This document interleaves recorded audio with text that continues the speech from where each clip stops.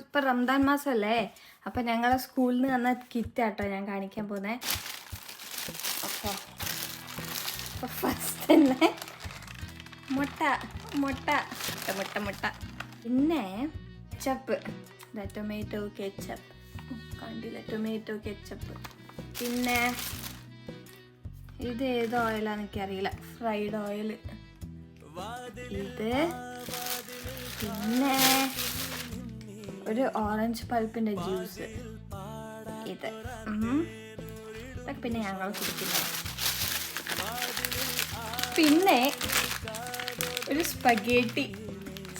Finally ഒരു നെസ്ലേൻ്റെ ഒരു cornflakes ആണ്. റംദാൻ മാസത്തിൽ ഞങ്ങളുടെ കിറ്റിൽ സാധാരണ ബീഫാണ് കിട്ടാറ്.